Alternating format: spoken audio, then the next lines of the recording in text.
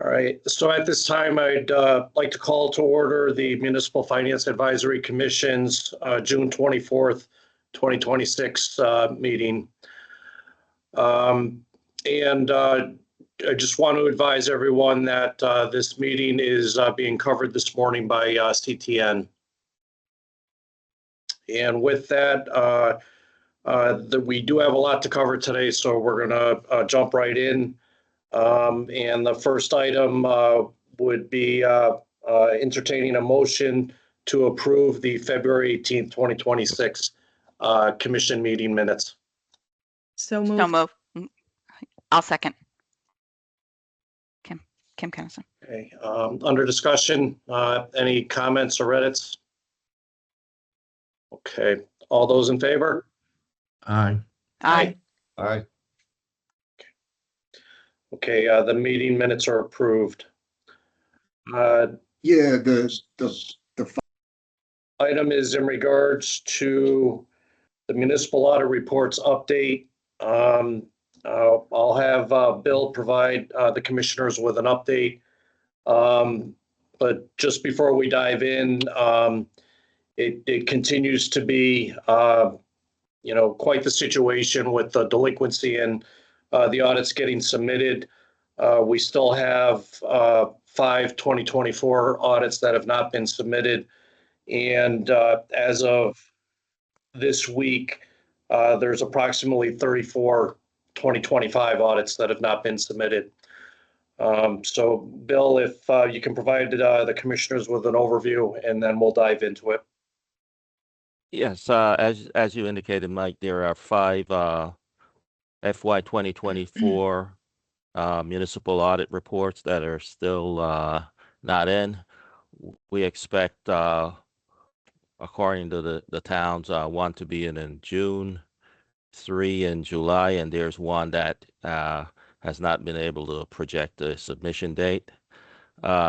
This is comparable, close to what happened the previous year. So there really hasn't been much improvements in this. We did send a special letter out in April to those 5 municipalities on behalf of the commission, and 4 of those municipalities are at this meeting, and all 5 have submitted audit work schedules and timelines for the 24 audits. In regards to the 25 reports, 136 were in as of the end of May of the 170. We also received 6 so far in June. So, roughly 80% rate as of the end of May as far as submissions. And again, comparable to what, a little bit behind, but close to what we had in the prior year.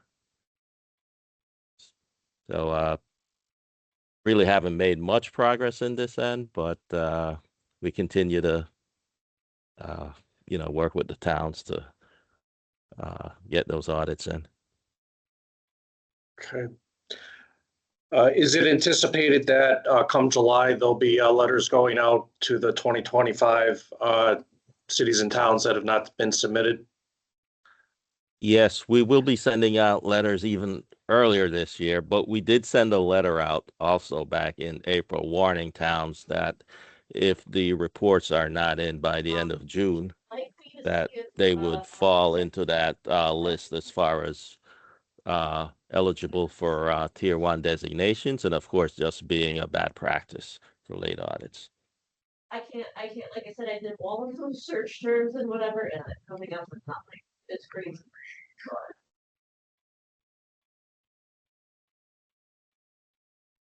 Okay. Do the commissioners have any questions for Bill? No. Okay.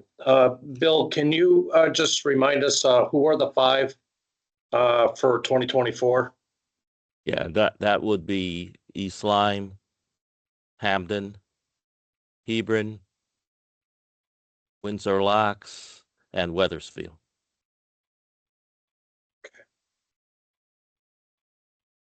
And it's Windsor Locks that's not with us today. Correct. Correct, yes. Okay, and what's the what are they indicating as far as the status of submission?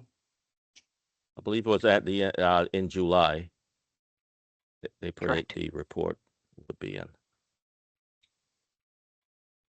Okay, However, East Lyme and Hamden do not have dates of expected delivery. So I just want to alert you to that before we get to those presentations. East Lyme did submit a updated timeline, so that's in today's package. So I believe they did provide a like July 31st date or something of that nature.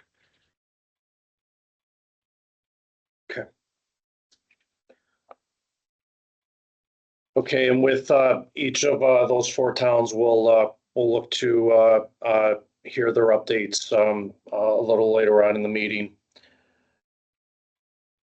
So next up is the city of Ansonia. Are we going to move on to the towns first? Excuse me. Sorry, Mike. Would you like to? Or- Yes, because we don't have them called out later on, and this is a special meeting of which we can't change the order of the agenda. Understood. Okay, then yes, why don't we start with East Lyme?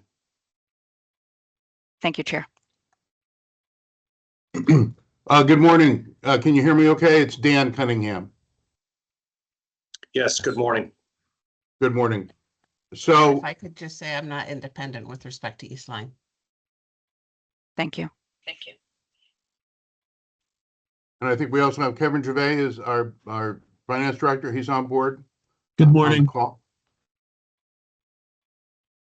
So one of the things you'll notice is I have my own camera now. I was tired of sitting on Kevin's shoulder in the past meeting, so I think this is much better and more efficient. Moving forward, you know, we've set the state audit as a high priority. I meet weekly with Kevin and sometimes more often than that to get updates. We are working daily with our auditors. We've had a open item list that was, multiple pages. We are down now to approximately half a dozen, 6 items of outstanding items that need to be satisfied. We've had some staffing changes. We are now fully staffed in the finance department, and the goal is to get us where we need to be, get us back on track. And I'm hopeful that next year we will have much greater progress time-wise. Each year we seem to be able to shrink it a couple of months, and we inherited a problem from past administrations. We're working through it, and we've made good progress, I think, and we're going to continue to emphasize that priority and hard work. We're hopeful that we'll have draft financials submitted in the next couple of weeks, and then we can move on to finalizing the 24 audit and get working on 25. And I think 25 is going to go a lot better because of the learning curve, the efficiencies in staff, some software issues that we've had to deal with in the past that have been resolved and consolidated. So we've gained efficiency, full staffing, and I would really like to be able to deliver the audits on time in the future. So we're working very hard to do that. Be good citizens here. So we were hopeful that with meeting today, with the meeting getting postponed until the back end of June, that we would have already received, that you would have already submitted the 2024 audit. When do you anticipate that submission is going to happen? We're hoping within the next couple of months. Kevin, do you have a better idea? We're thinking. So I'm hopeful to have, hi, it's Kevin Gervais. I'm hopeful to have the open items list wrapped up in the next week. My goal is 6/29, 6/30, so next Tuesday to have open items done, and then working with our auditors to answer any questions and follow up technical review items and work through, whatever tables and draft financials to get those out the door. We do need, I am hopeful to get the financials out before that first week in August, hopefully, because that's where we're looking to take out a bond anticipation note. And obviously, as everyone knows here, it's easier getting bonds and notes when you have updated financials. So we're really, really pressing to get these financials out the door here.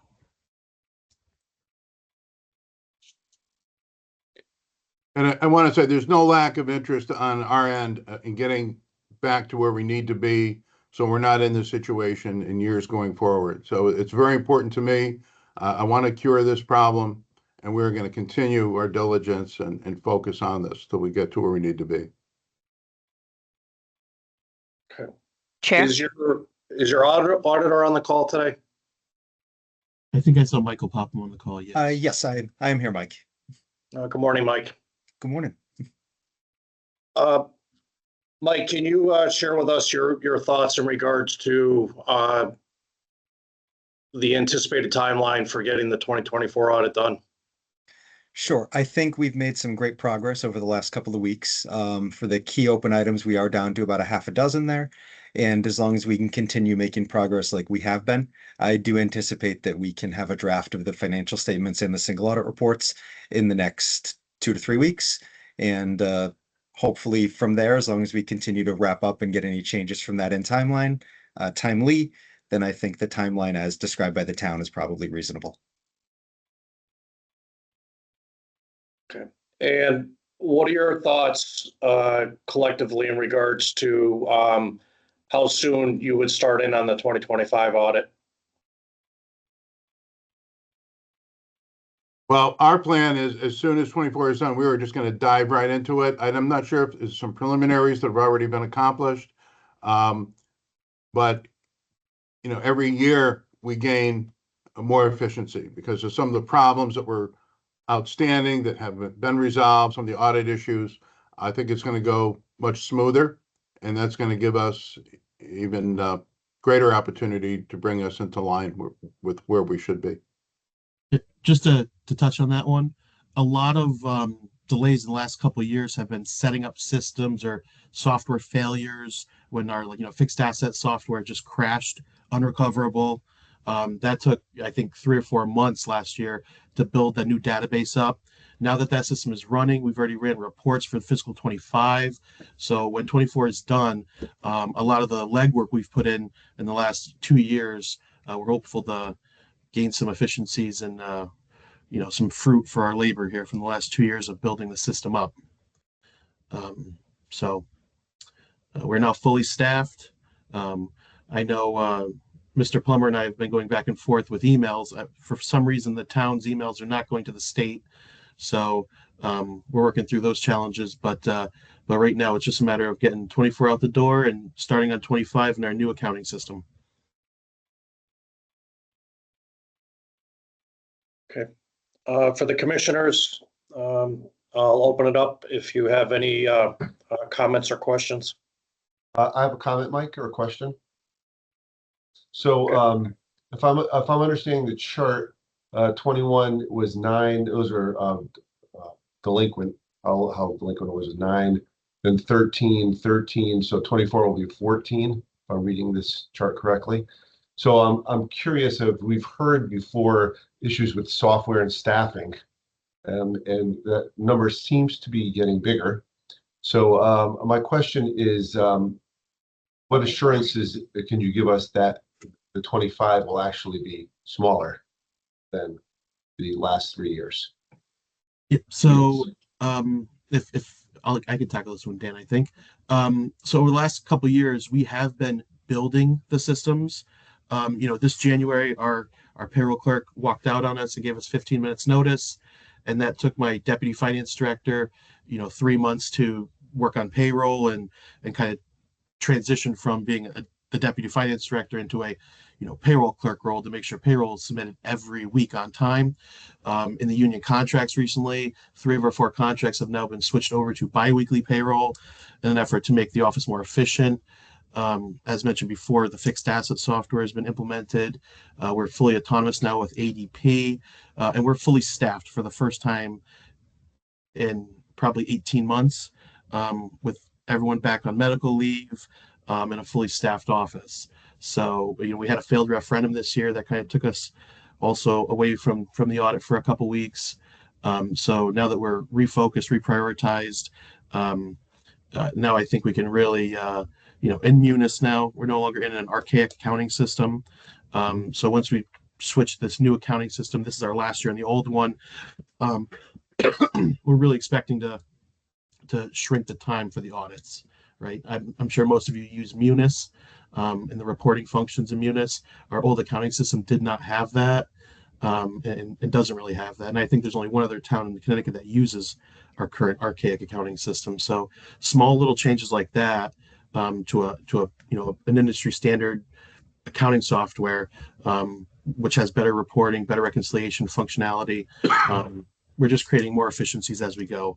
And I know, last year we were in the July timeframe for finalizing the audit, and this year we're back in the July timeframe. I was really hoping to have that done before, in the springtime, but there's some factors out of my control here that kind of delayed us a month or two past where I was hoping to have this finalized. Okay, thank you, Kim.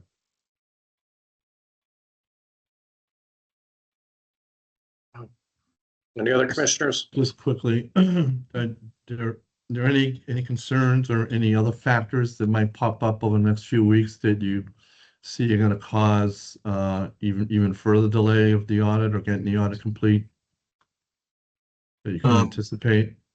Well, right now we're working with our town attorney on a potential PFAS disclosure. So that's the only thing, the only X factor in my mind. I know Mike is here, so I don't want to, Mr. Poppins here, but I think the only lingering large item in my head that has alarm bells might be that PFAS disclosure for the financials, but I don't foresee that being too delaying on the audit. Well, do you see that impacting the July delivery date for the audit? I don't want to bring that into existence. I don't believe so. Mr. Poppins, would you concur? Yeah, I'm not anticipating currently anything that could really hold it up. I don't think anything besides what Kevin mentioned with just getting the clarification on that. The remaining items are relatively straightforward and fairly easy to clear.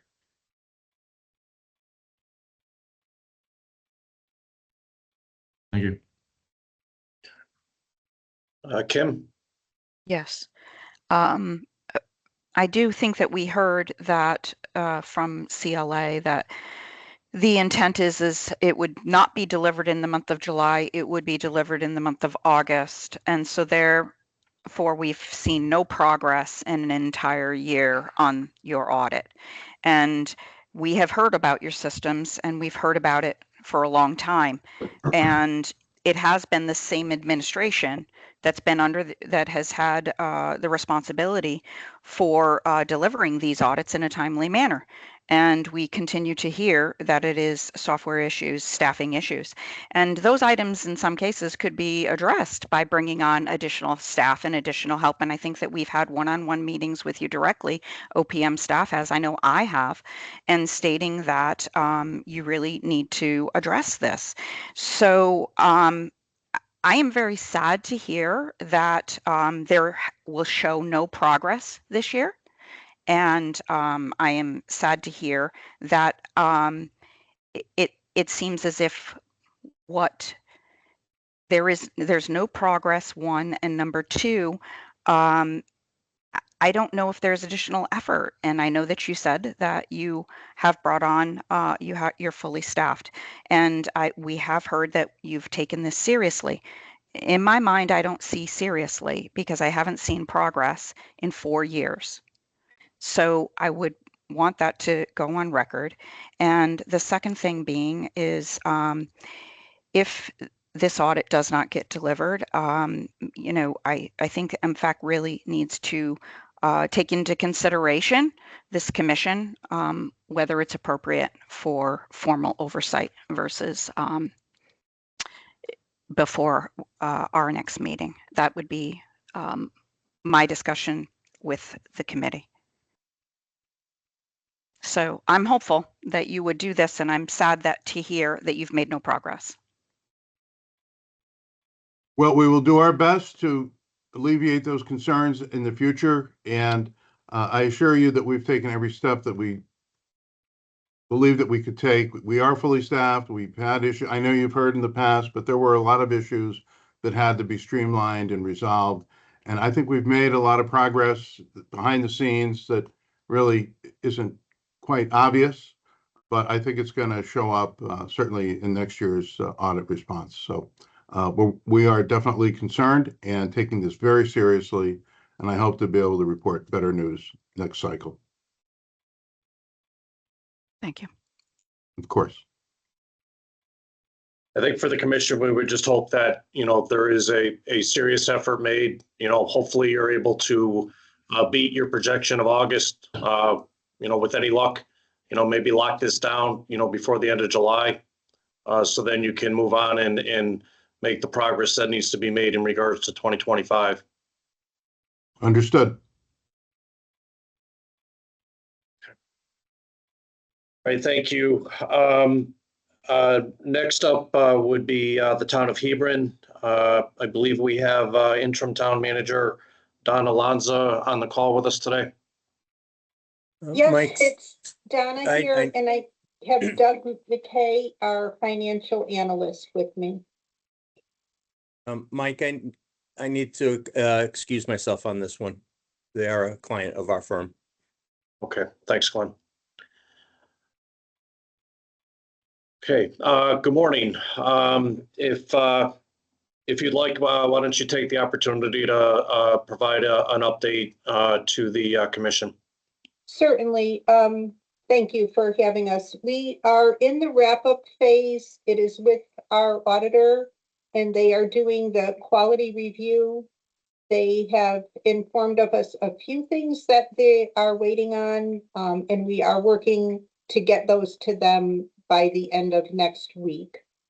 They're only a few, and they're not a big lift, so we don't have any, we don't anticipate any problems getting that to them. And the auditors have informed us that they anticipate an issue date of July 31st. So we are on board to do anything that needs to be done to make that happen.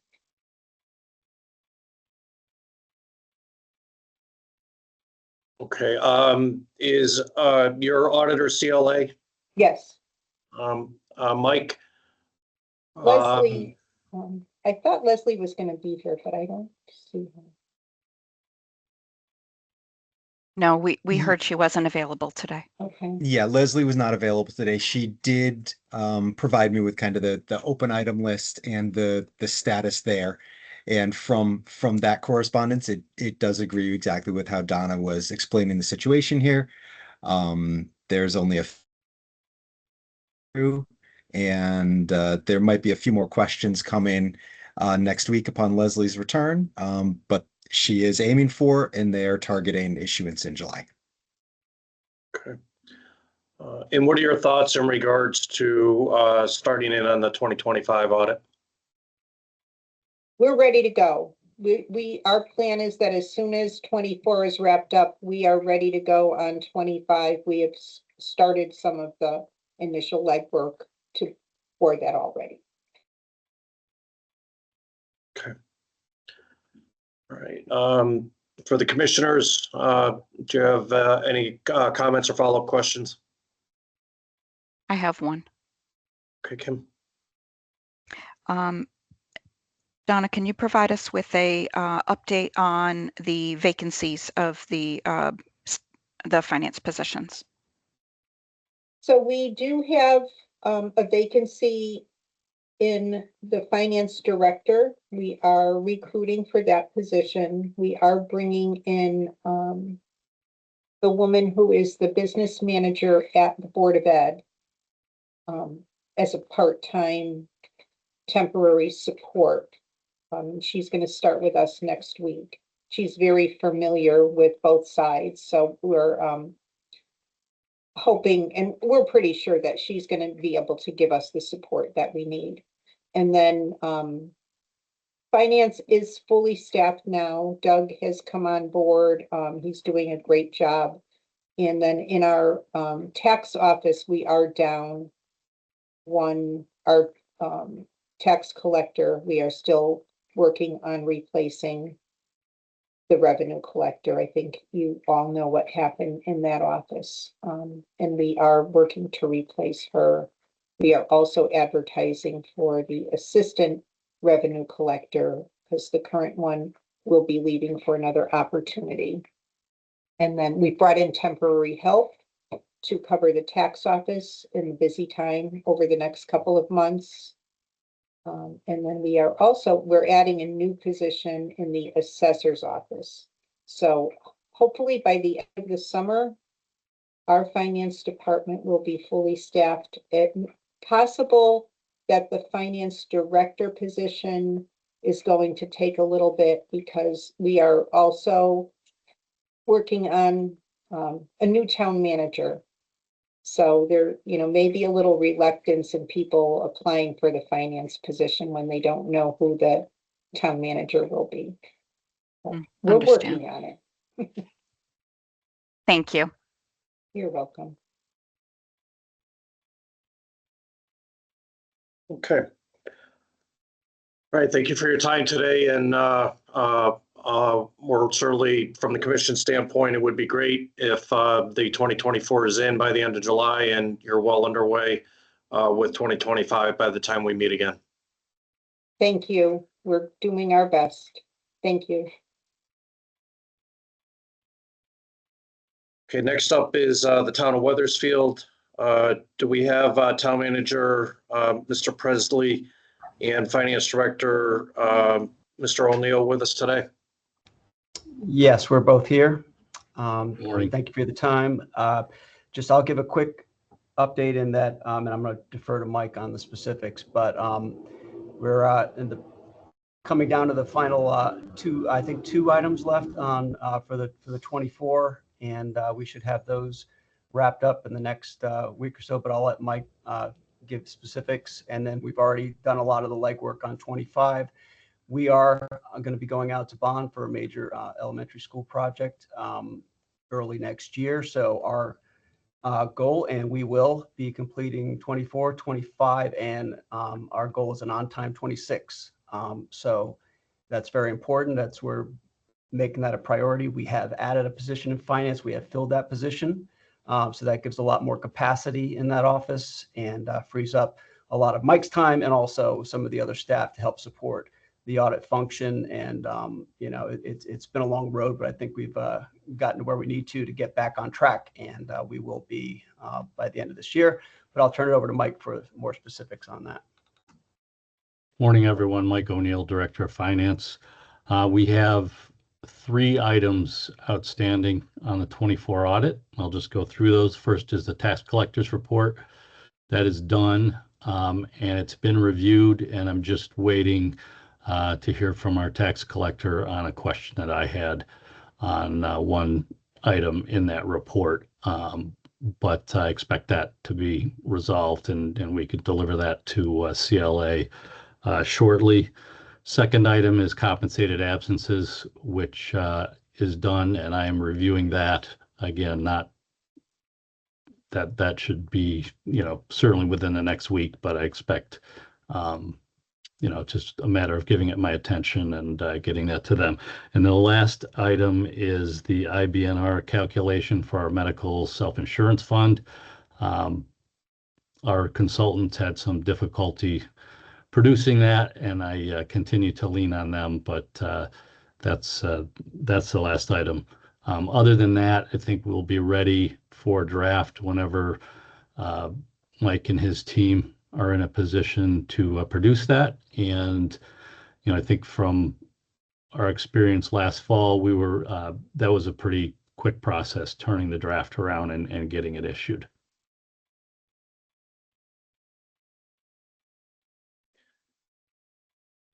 Mike, do you want to comment as well?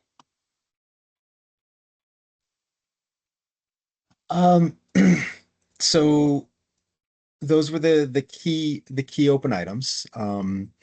We will need a little bit of time on our end to be able to get some people back, which we do have the availability to over the summer, coming up here to finish our testing and finish the work here. I'm not prepared to provide kind of a timeline for draft and issuance. But when we do receive these items, this will be on the top of my plate for us to work to resolve. So there's still testing audit work that needs to be done on the 2024 financials? There is some, and there are some items related to some disclosures and things that are a little bit more secondary requests. Some of the, as Mike went through, those are the higher level key items. But yeah.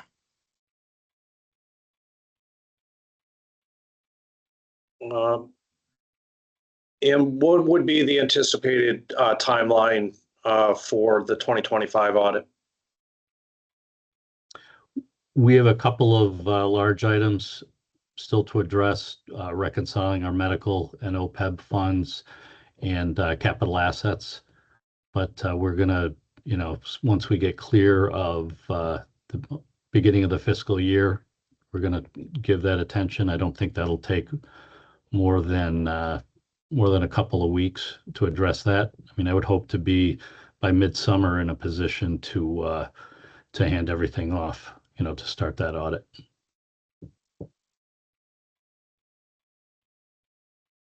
Mike, do you anticipate that that would work with CLA's schedule to be able to perform the 2025 audit going into the back end of the summer?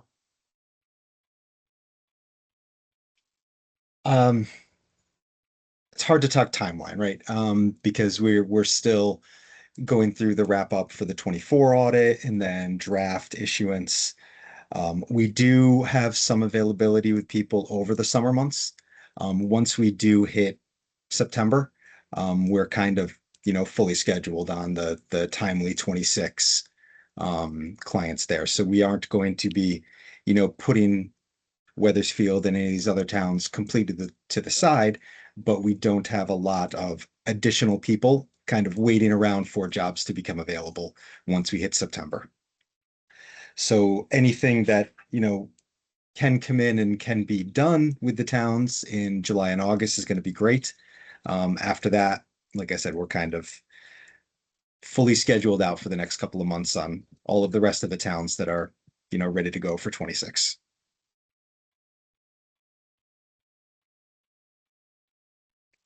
Okay. All right, commissioners. I guess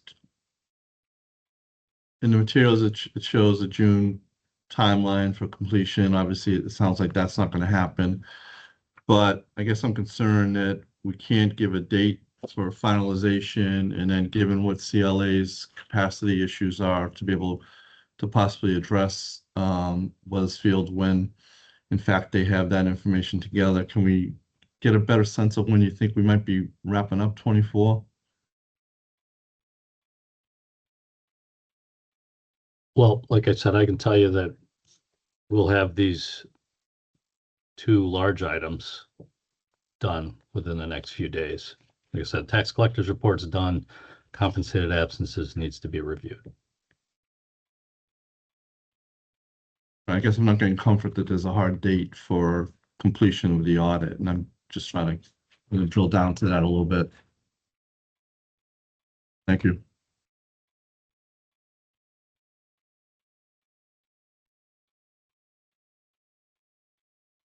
Yeah, I think the additional concern is 2025. If you're not able to, be in a position, be it by the end of July, to have CLA come in during August, you potentially could be deferred to the back end of the year, if not going into the new year for your 2025 audit.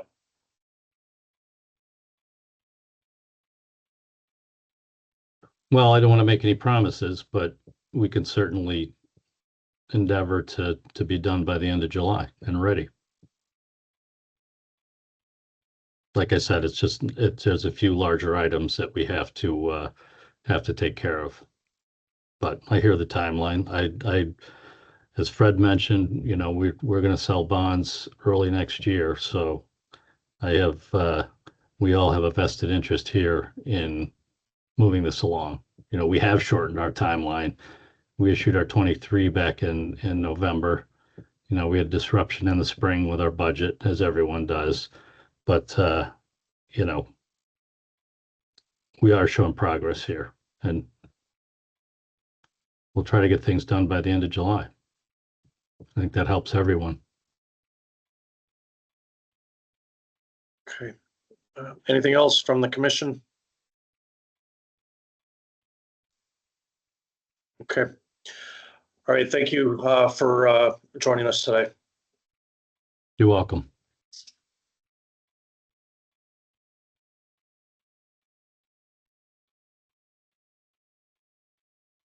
Okay. Next on the agenda is the city of Ansonia. We're looking to receive updates in regards to 24-25 audit results, 25-26 budget to actual results to date, and in regards to 2027, if we could receive an update on the proposed adopted budget with an overview of the assumptions, the utilization of the rate stabilization funds, and any changes that came about resulting from the additional state aid. So who do we have with us today from Ansonia? Frank Tishka, I'm the mayor of Ansonia. Hi, Mike Idice, the new CFO of Ansonia. And Tom Hamilton, I'm a consultant. I've actually finished up my engagement with Ansonia, but I was here primarily to address the 5-year financial forecast, which I worked on. Okay, so Eric Marriott from the Ansonia Board of Ed. And Joe DeBacco, Superintendent Schools from the Board of Education. And Kim DiStefano, Assistant Comptroller. Mike, if I could just interrupt, I need to excuse myself here as well. Okay. So I'll start off. Good morning, everyone, and thank you for taking the time to meet with us today. I'll provide you with a brief update. Obviously, I'm the mayor. I don't have all the details. I've got my team with me to give you all the details. We passed our fiscal year 26-27 budget. Unfortunately, our referendum did not pass, so we had to go back and take some corrective actions. We cut $300,000 from the budget. Well, not quite $300,000, but very close. We raised the mill rate by 3%, which is what we were allowed to do by the city charter. We held the Board of Education budget flat to the prior year. We combined 3 positions in the finance department into one, and we received state grants of nearly $4.5 million, which allowed us to not lay anyone off in the Board of Ed, even though we held that flat. It was very, very close. In terms of challenges we faced, we inherited a single cell fuel project that was in gridlock, but now with the help of former Senator Hale, State Representative Carol Rochelle, State Senator George Carrera, and Governor Lamont, we established a path forward with 2 fuel cell projects. The second fuel cell project will be going to the Siting Council shortly. So we have a new leadership team in place. We have a plan for the future. And with that plan, we reduce our reliance on state grants and WPCA reserves. So I'll now turn it over to the finance team to speak to the required reporting. And thank you all for calling in on my team. Thanks, Tom. It's good to see you. Thank you. Good morning. Thank you, Mayor. I'm Mike Idice, the new CFO here in Ansonia. I joined mid-April and I'm excited to serve the city. I was really looking forward to meeting you all in person last month, but it's nice to meet you virtually today. I'm going to summarize for you my key takeaways regarding these reports. Starting with the audit, deficiencies were noted on the timing of deliverables, I have personally led audits and partnered with auditors over the past 10 years of my career, so I aim to improve upon our audit process here and work towards getting deliverables completed faster going forward. I intend to review our monthly and annual close procedures to see where efficiencies can be realized. For our current fiscal year, we provided actuals through May 31st, which are in line with our provided fiscal year 2025-26 forecast. This fiscal year forecast estimates our year-end loss will be $723,000. Now, this is split between a $319,000 revenue shortfall versus budget due to revenues originally budgeted for the fuel cell pilot, which is not yet generating revenue, along with expenses over budget by $404,000 due to 3 new unbudgeted positions, wage overages, and workman's comp increases. So that's our current year outlook.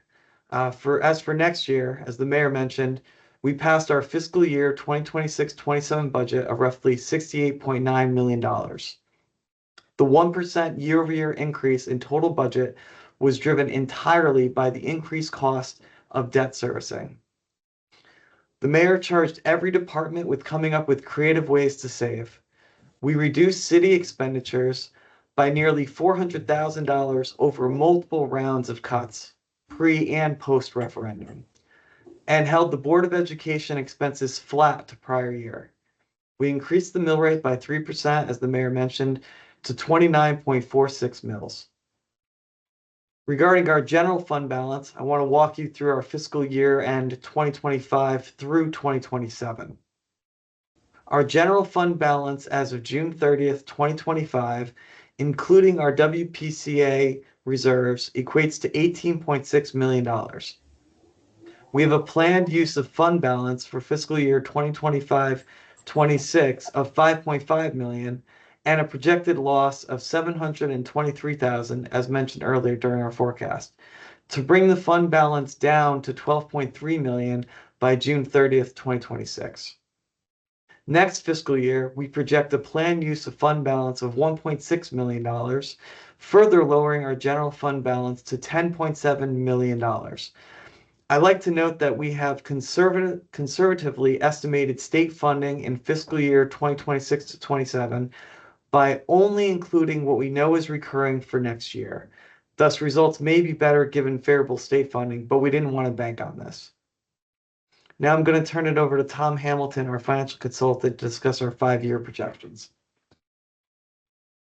Okay, thank you, Mike. So one of the primary tasks that I helped the city with when I was working with them was the development of the 5-year forecast. And I think the process of developing the 5-year forecast and continuously updating it is as important as the results that come out of it at any given time. So it's certainly my recommendation to the city that they continue to update that forecast as new information becomes available, as circumstances change. But it does provide a good baseline from which to understand where the city is going financially over the next 5 years. Now, as the mayor and Mike indicated, originally the mayor had proposed a somewhat larger tax increase for next year, a 6.3% tax increase. That had to go to a referendum where that was turned down at referendum. And then the city again made changes to bring it in line with a 3% increase. The prior, assuming the 6.3% increase, the reason we had recommended that number was it provided an easier path going forward in terms of tax rate changes. So unfortunately, since that item was, or since that referendum was turned down, it is going to place some additional challenges on the city going forward. But as Mike indicated, the city still does have a pretty healthy fund balance given the size of its overall operation. One of the real challenges for the city, as you know, is that prior budgets included really extraordinary amounts of one-shot revenue to support the budget. As Mike had indicated, the 25-26 budget that was put together last year included using $5,250,000 of that surplus, which is really too much in any one year for for a budget of only roughly 75 million or so. So the 5-year forecast includes projections of 2% growth in Board of Education funding provided by the city in each of the 5 years of the plan. It provides for 2% wage growth, assuming that there are going to be some wage increases based on union contracts. It provides for an expectation of 5% annual increases in medical costs. Provides for 2.5% increase in other employee benefit costs, including pensions and workers' comp.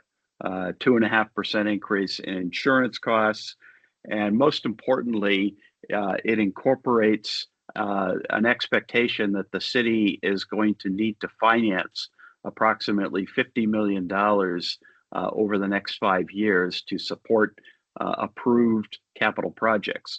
In 2023, the voters in Ansonia approved roughly $130 million of capital projects. Now, the biggest portion of that is new Ansonia Middle School that carries a very substantial state reimbursement. I think it's over 80%. I didn't write the figure down, but it's a very substantial anticipated state reimbursement on the middle school project. But nonetheless, there still is about $50 million of that $130 million would need to be financed by the city.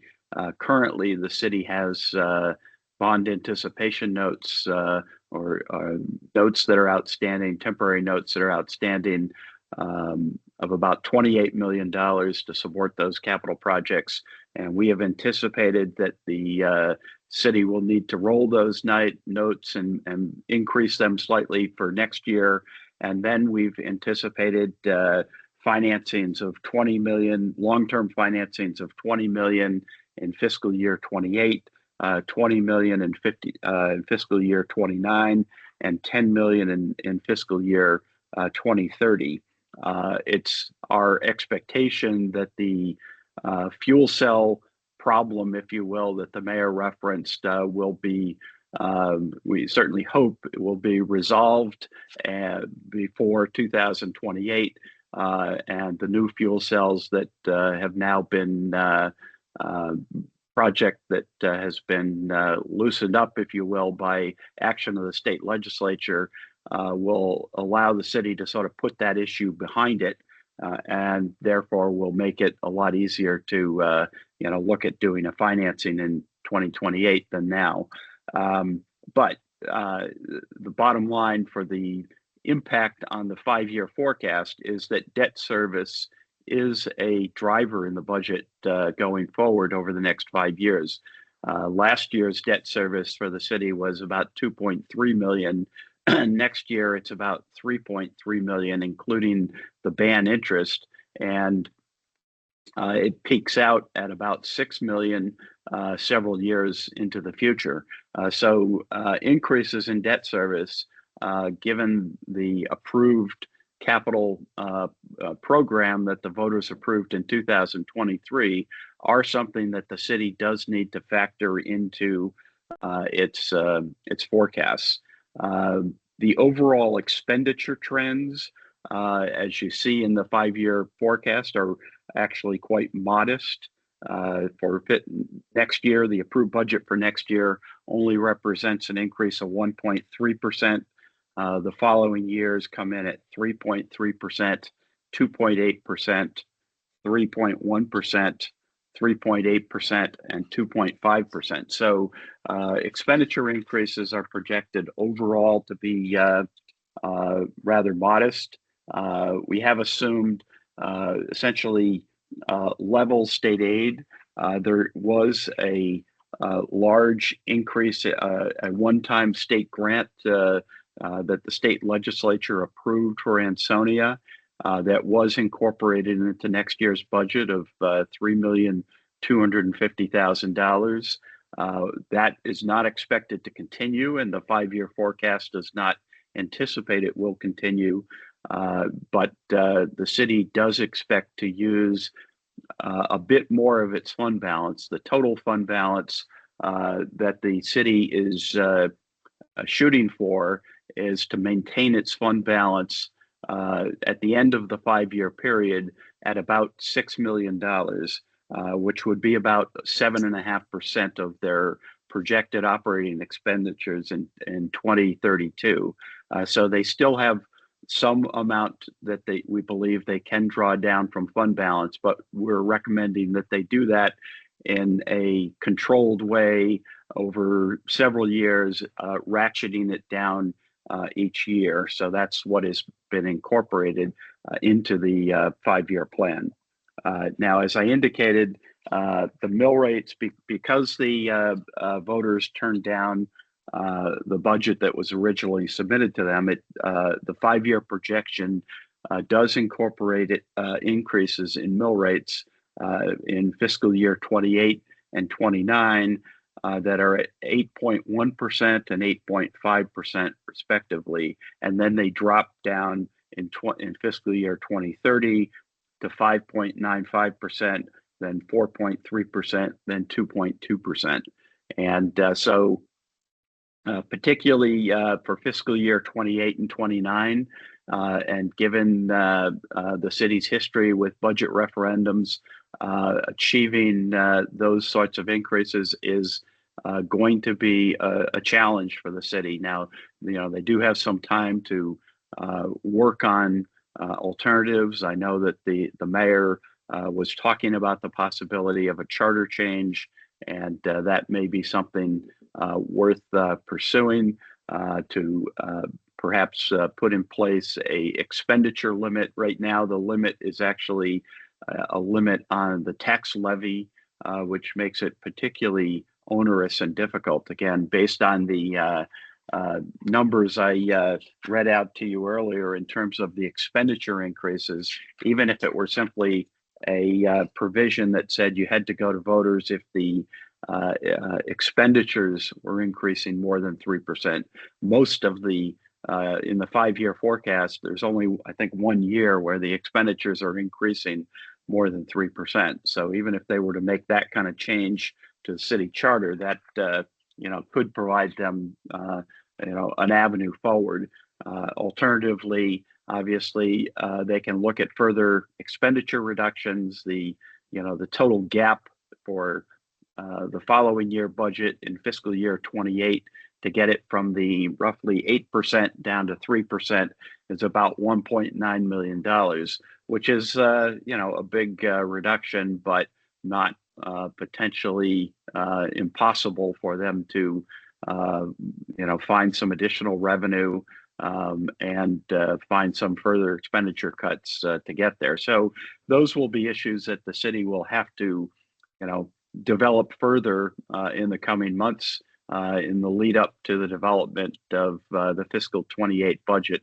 But I think at least having the 5-year plan gives them an early heads up as to sort of what they're facing and the magnitude of what they're facing, and allows them some time to develop strategies to close whatever budget gaps that there might be.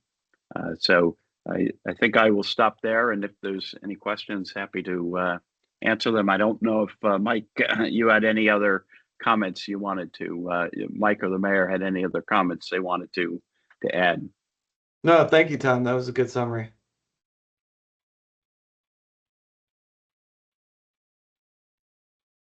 Okay. Thanks, Tom, and thanks, Mike. Before opening up to the commissioners, I just had one question in regards to the 2027 revenues. Are there any fuel cell revenues budgeted in 27, or did you remove that from the budget? We removed that from the budget. Okay. All right. So the impact on fund balance, I think you mentioned you're projecting a draw of about 1.6 million from fund balance next year. Correct. Okay. All right. For the commissioners, I can start with Tony. Actually, I have a question for Tom. That was an excellent presentation. I guess one question was when you were calculating the projection on property taxes, did you include any grand list growth in that, or did you just, is that all mill rate increase? I did include a expectation of 1.25% growth in the grand list. In the current year, the actual growth was just shy of 2%. So I felt 1.25 was a reasonable number. We did not in the 5-year plan factor in the impact of revaluation, and there will be a revaluation that is required a couple years out, I believe, and but we have not put that in there at this point. It looks like generally, as you indicated, there were some years with some significant increases in taxes. So I was just curious if the city has started to come up with some ways to help to mitigate that, and or if there are structural changes or operational changes that can, take years to develop. Well, I'll let Mike and the mayor jump in. There are a few things that have not yet been factored in that the city had previously constructed a solar carport that is eligible for a federal investment tax credit, and the city has retained tax consulting experts, CPA firm, and they are working with the city on claiming those credits. And I believe the total amount of revenue is anticipated to be in the range of $1 million or more. I don't know, there's a few things that come to mind. One is the budget does anticipate providing a 2% increase in education funding, and that amounts to about close to $800,000. And Ansonia is a alliance district, which means that any increase in education funding generally through the ECS grant, the city's ECS grant remains flat, and any increase in ECS funding goes directly to the Board of Ed. Yeah. And, depending on the size of the increase in state aid, perhaps the city won't need that full 2%, or perhaps the Board of Ed won't need that 2% from the city, or the full 2% from the city, which was in fact what happened this year. The budget that the Board of Ed presented was about an increase of $932,000, and they received that additional funding, from the state of Connecticut this year. So their budget was, if you will, made whole with state funding. So I think there's some possibility that if state aid increases in the education area, that there may be some opportunity there to hold down the city budget. I guess I would turn it over to Mike and the mayor. They may have some other ideas where they think there's either some cost savings or some additional revenues. But I agree, an 8%, given their budgets would have been a lot easier going forward if they had approved the 6.3% number we had proposed this year. We had a model that had the increase in the following year down around not much above 3%, like 3.3%. So I think they easily could have gotten that down to 3% next year. And then I think you had a second year after that was up around 6%, and then it dropped back down again. Unfortunately, since they weren't able to get the budget through this year, it makes it a bit more difficult next year, undoubtedly. But again, I don't know, Mike and Mayor, if you have any other areas that you're working on.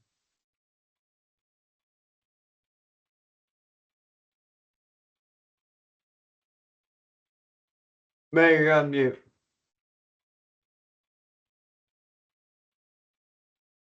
Mayor, you're on mute.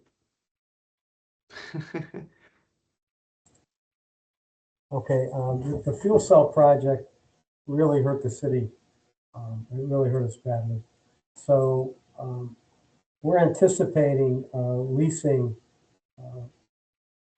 two fuel cells in the future.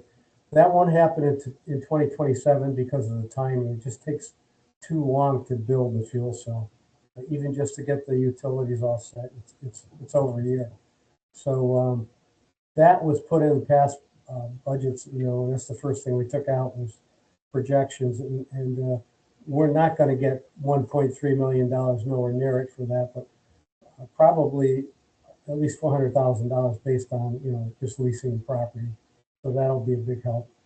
The other thing is there's a possibility of selling off some of the solar panels, and I won't get into that yet because it's not there, but that's a possibility. And if we do that, we can pay off our debt service a lot sooner.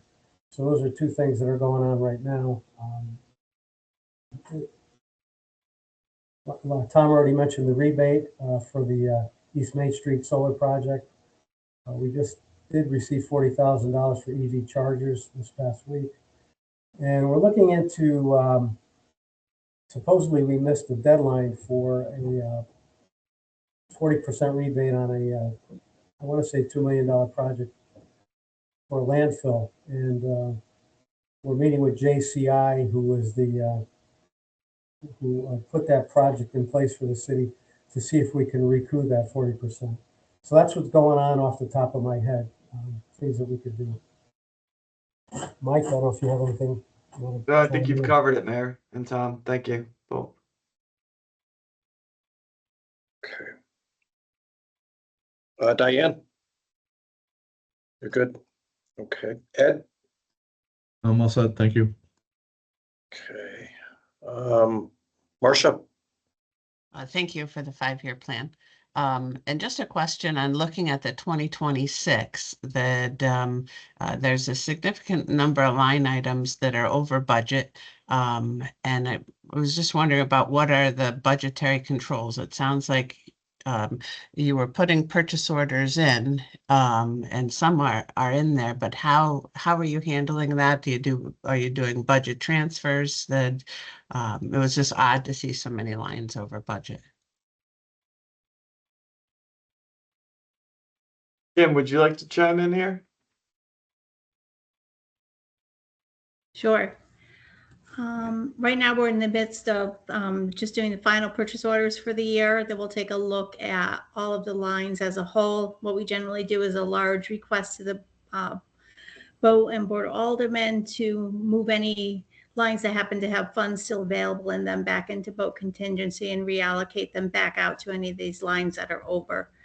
Some of the lines were just projected a little bit low for the year. Workers' comp ran quite a bit over this year. We've had a couple of utilities that are also over, as in the state of Connecticut. I think everybody's encountering a lot of that same problem. So this will look much better once we can get our final purchase orders in from all of the departments and take a look at what we have that we can actually cover some of these overages with, just with internal transfers within the departments and use of reallocation of the funds. All right, but going forward, what are the controls? It sounds like you were putting in a new purchase order system is how you responded to the management comment. Will that help with this so that they don't go over and you won't have to do these year-end transfers as much? I would hope so. It's usually, historically, it seems like it's usually about 3 lines that we end up over. Utilities, workers' comp, those are large ones. Sometimes police overtime, if there's a large case or something that goes on within the city, that will throw our budget numbers off. So every year we do seem to have those few lines that will be subject to that. But we do try all year long to try to make internal transfers within the department to correct any overages as much as possible. So we do try to keep a tight control on it, but it depends how the year goes. Unfortunately, some years, some things crop up that kind of throw things off. Okay. And snow removal was a big problem for, I think, everybody in the state this year. seemed like every time we had a snowstorm it was on a Sunday or a holiday such as Martin Luther King. I know a lot of the towns I've spoken with, they're way over budget. So we tried to balance that with some changes we made in public works with the personnel. So, we dealt with that internally, but that was huge. I think we went 2 or 3 times over what was allotted. That wasn't my budget, so I can't really comment on what the money was that was put in there, but it was a really bad year for public works across the board. Yeah. And the new purchase order system is up and running? It is. Thank you. Kim?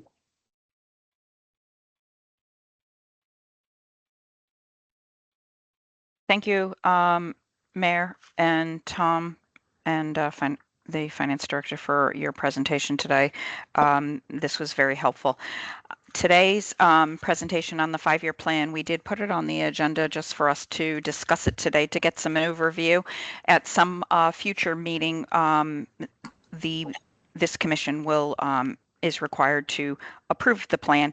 I think it might be helpful if we were provided with a summary that would go in front of the plan that then talks about it to make it a little easier as we go forward. So it will be on the agenda in the future so that it can allow for further discussion. And if we had any feedback from the commission today, to provide it to OPM, and then we will definitely reach out to Ansonia and get the questions that you might have answered. The other thing I wanted to ask was the superintendent or the finance director of the Board of Ed. We did receive in the packet, I believe, the projections that were included were for fiscal year 26. That's my as it projects out to the end of the year. These projections, are they all funds or are they just the funds from the city? Just the funds from the city. Okay. And so in the future, could we also see a document that shows all funds as well, the restricted portion, so that we really understand that your operation is much bigger than this? Absolutely. Thank you. Thank you. And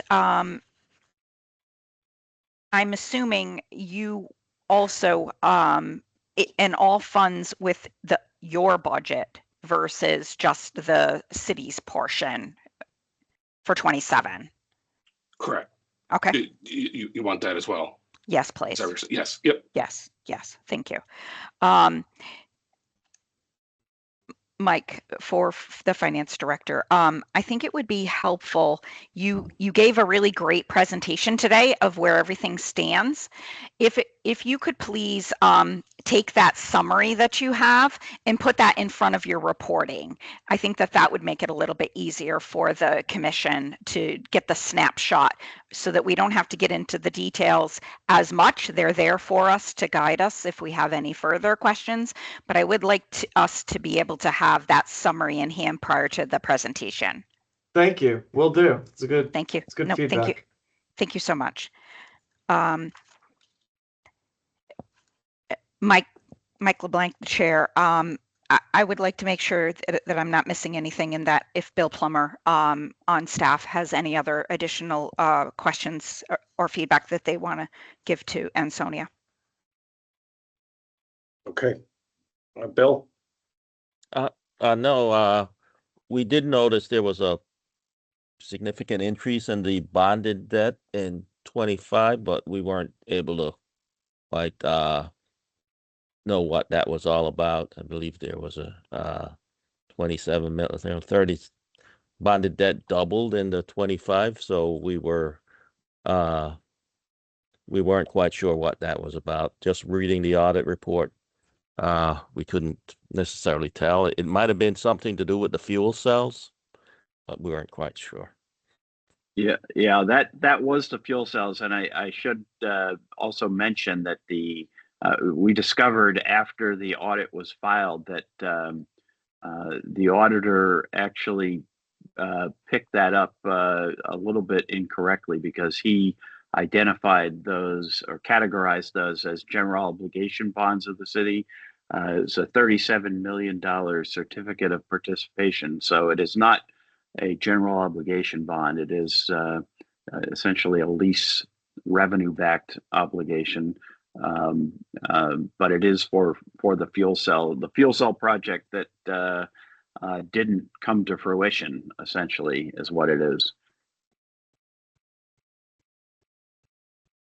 But which, as the mayor has indicated, is now coming back in a new iteration that has a bunch of state backing. The state green bank is actually committed to buying the energy, which is a big deal, because that's what makes the project viable. But Tom, is the general fund, though, in the interim going to be paying the debt service on that issuance? Yeah, that was the decision that the mayor made in consultation with bond counsel and financial advisor, that not paying the debt service would have obviously negative implications for the city's credit rating and so forth. And so the city has made debt service payments, which started in December of 2025, and is issuing a temporary financing, private placement, to cover that debt service while the project is put back on track. And then when the revenues are actually being generated, they can pay those notes off and begin to pay the debt service from the revenues. The initial, just to provide you a little more color, my initial analysis when I first came into Ansonia was that there was a 26% gap between revenues and expenditures. In order to balance their budget completely, they would need to increase the tax levy 26%, which we quickly concluded that was just not viable to do. And so the city has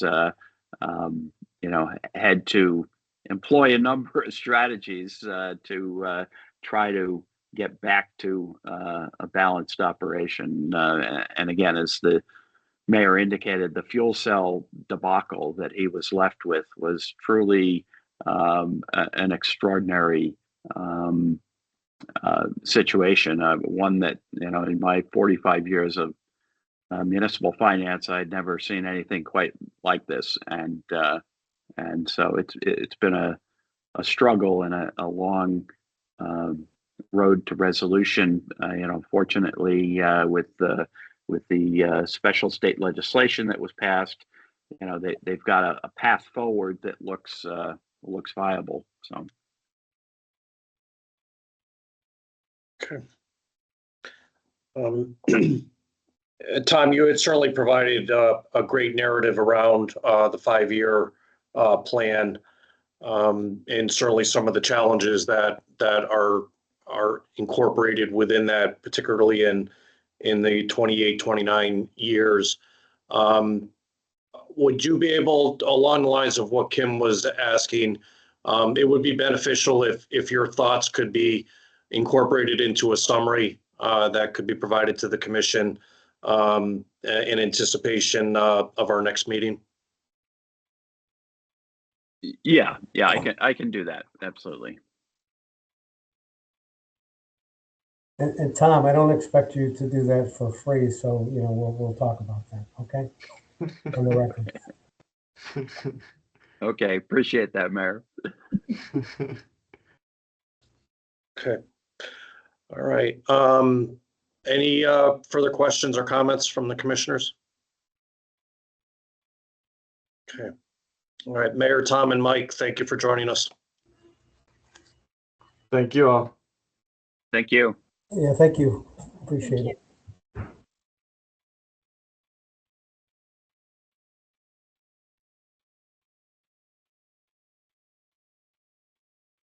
Okay, next on the agenda is an update from the city of Derby. Do we have Mayor DiMartino and Finance Director Brian Hall with us today? Good morning. How are you? Hello, everyone. Good morning. Excuse me, Mike, I have to excuse myself with the city. Okay, thanks, Glenn. Okay, just like to get started. I'm happy to share some very good news about the city of Derby. The 2025 audit was finished earlier than it has been in over 10 years. Our fund balance continued to grow and reached 7.1 million as of June 30th, 2025. When I first took office, the fund balance was 2.6 million and was headed towards zero because of serious budget problems from the prior administration. The 2027 budget has been approved and does not use any fund balance. And finally, S&P changed their outlook from negative to stable before a successful bond issuance. I am very proud of how much progress we have made in the short time, and I thank our finance department for their hard work. We fully expect to have our audit done by December with no deficiencies, and are hopeful that you will remove Derby from oversight. I will now turn it over to the finance director, who will give a brief update on the reports provided to the board and answer any questions. Hello, everyone. I'll start a little bit with the 24-25 audit results. As the mayor spoke of, we had very positive results financially. We're at a good fund balance place. As far as the corrective actions go, we filed those, but as you'll read, pretty much they'd already been corrected. The issue right now is we're just working with the state to on some monies that they're saying they want returned for grants that were not spent. So our auditor feels like we have a really strong case to not have to pay back. It's a little over $300,000, so it's definitely worth a little extra time and energy to try to work that out versus just writing a check to the state.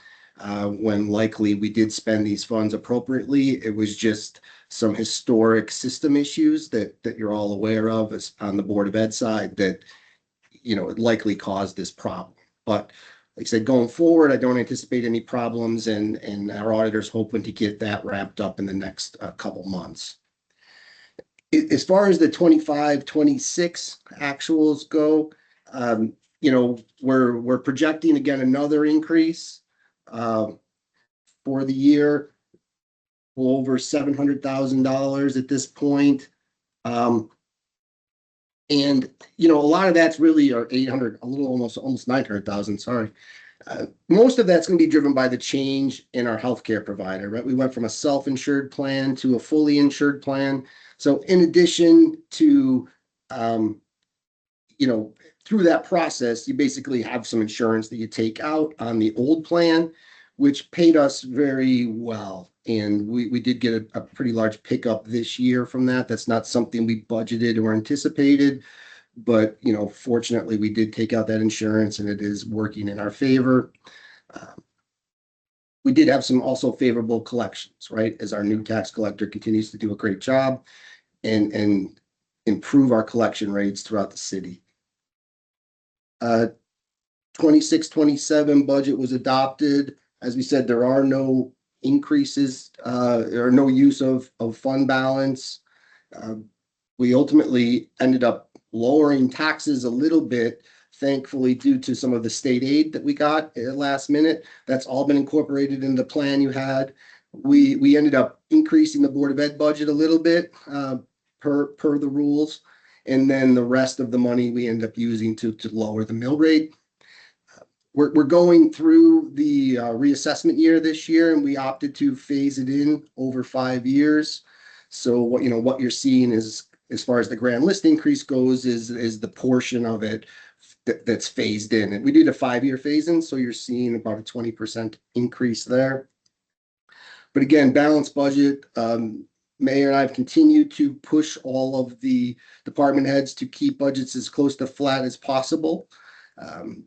We've continued that from day one. We will continue to do that go forward. I think some of this upside, we're continuing to invest in capital when we have it, but otherwise, we're really not looking to increase any kind of ongoing expenditures or staffing or anything else for the city. I think lastly, I'll talk a little bit about the 5-year plan that was submitted. The 5-year plan is a reflection again of what happened with the phase in. So you'll see the grand list going up a little bit each year and the mill rate coming down each year. In general, though, there's no assumption that the overall grand list is going to increase. This is really just whatever happened based on the reval and then phasing it in over 5 years. So there hopefully will be some upside to those numbers as we get some organic growth with the city. We continue to develop the downtown area over the next few years, bring in some new businesses, which should grow the grand list and help us overachieve the plan we have in place. We did assume 8% increases for healthcare, which is, hopefully fair. You never quite know with healthcare, but it's a reasonable assumption. And then roughly 2 to 2.5% increase for our other expenditures.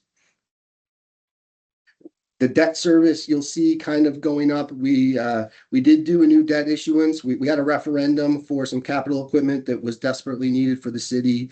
A few new fire trucks, a rescue truck, some other public works vehicles, HVAC upgrades throughout the city. So we did the first one recently, went very well. There is another one planned for the future.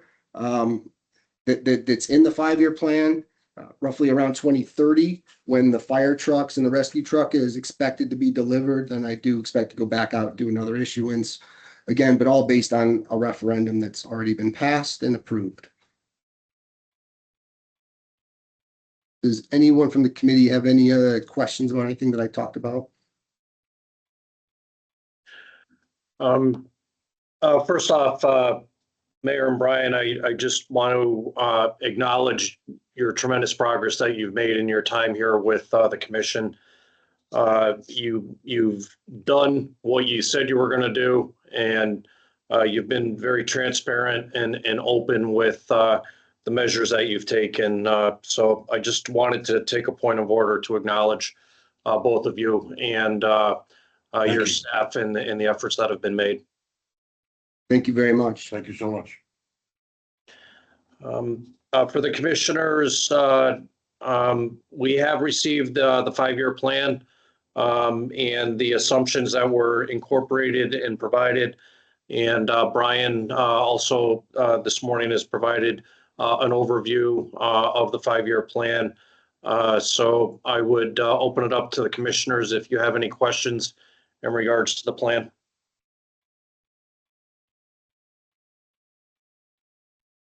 Okay. Before the next step, are there any other follow-up questions for the Mayor O'Brien? Okay. Then at this time, I would entertain a motion to approve Derby's 5-year financial plan. I'll So make that moved. motion. Second. Okay. Any further discussion? Okay. All those in favor? Aye. Aye. Okay. All right. With that, the commission has approved the 5-year financial plan. Mayor and Brian, thank you for your time today. And we're certainly looking forward to the successful completion of your 2026 audit and timely filing with OPM. Great. Thank you so much. Thank you very much, everyone. Thank you.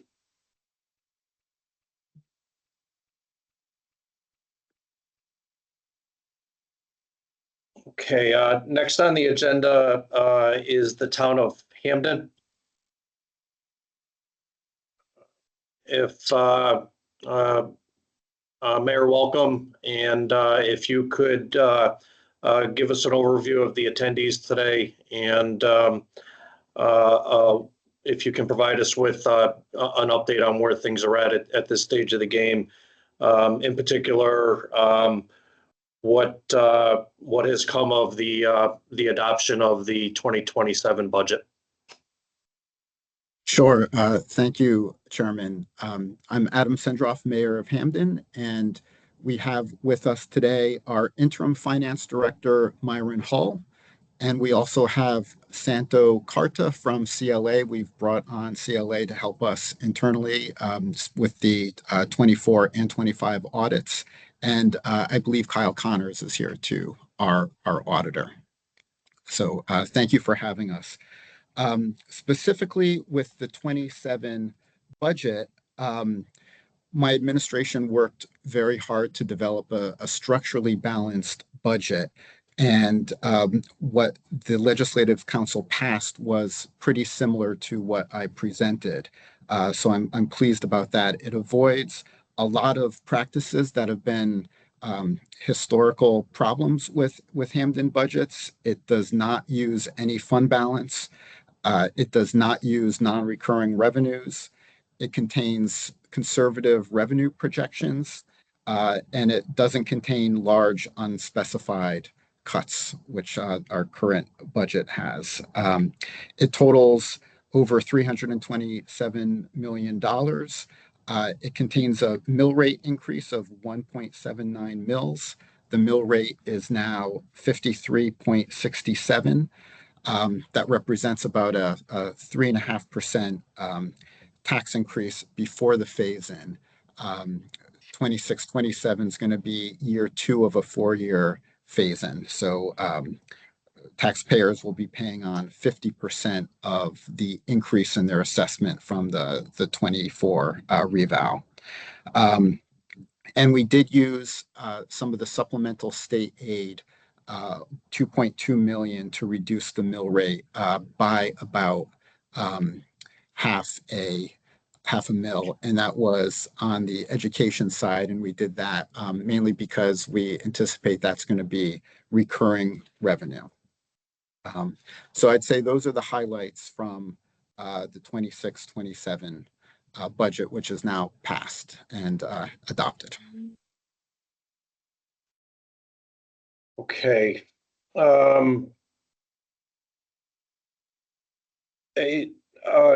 I guess next, why don't,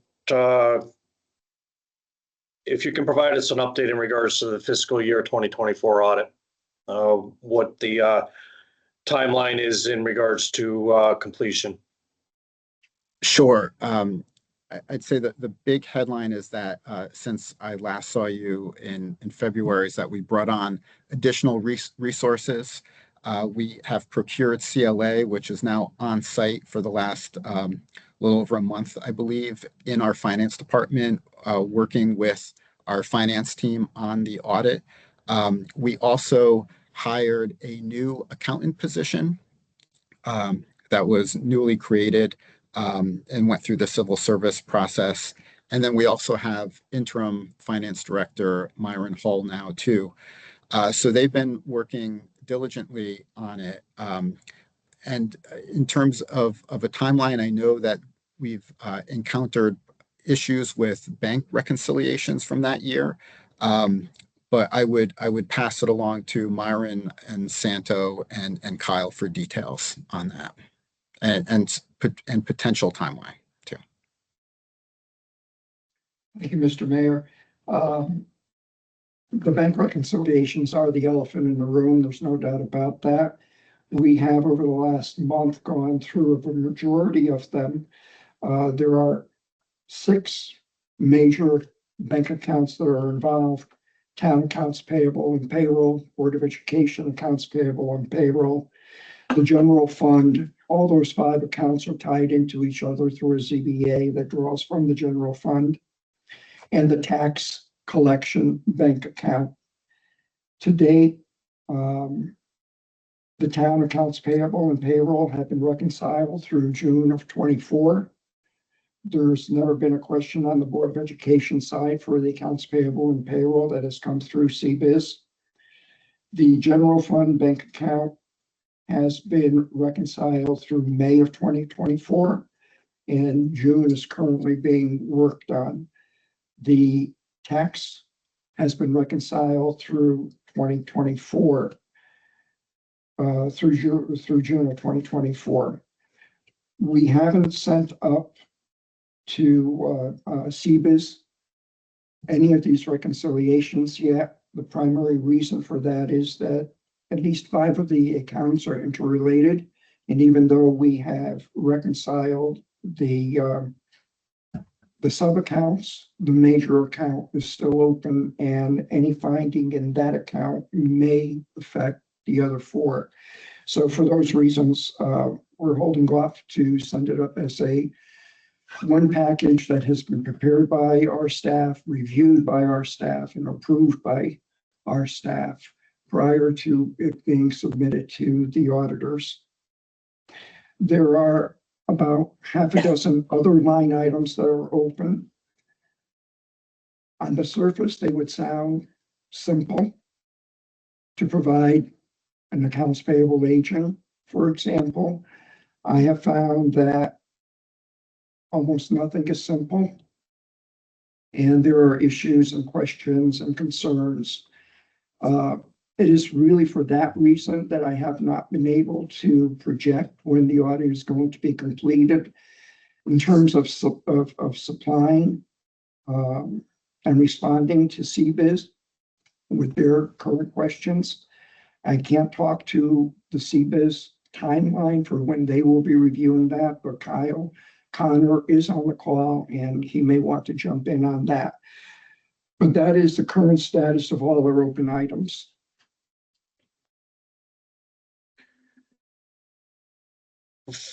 You're currently, it's been previously reported that you were looking at an operating surplus for 2024 of 9.4 million. Do you anticipate that changing materially? Mike, I guess I'll start with there. All the bank recs that we've completed to date has not really had a major impact to the P&L.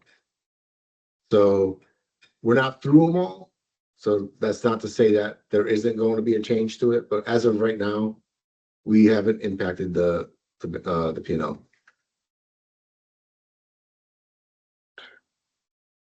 Minor changes, but nothing crazy. Okay. Kyle, are you available to provide your thoughts from your vantage point? For sure. Good morning, everybody. I think Myron did a great job kind of laying out the landscape of what we've encountered throughout our audit process for 2024. Yes, certainly some of the items are impacting other certain other audit areas, like when you talk about cash in bank recs and the entries that come with it. If it doesn't have an impact on the P&L, it could potentially have impacts on interfund payables, receivables. And so we're kind of waiting for that clean bank rec to come through before we move on with certain other aspects of the audit. So very difficult to give a timeline at this point, but we have made a lot of progress. It's not like we've been sitting on our hands this whole time. We've focused our efforts on pension and OPEB and capital assets and long-term debt. And so there's been a good amount of progress made on the areas of the audit that we felt we had sufficient audit evidence. But when you're talking about bank recs and cash, that's a big area, right? That's something that's going to have an impact on other line items on the financial statements.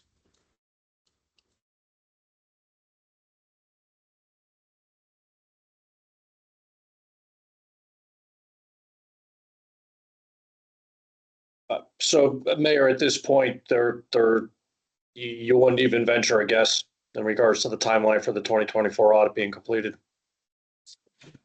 I would not. I would defer to these folks in their professional opinion.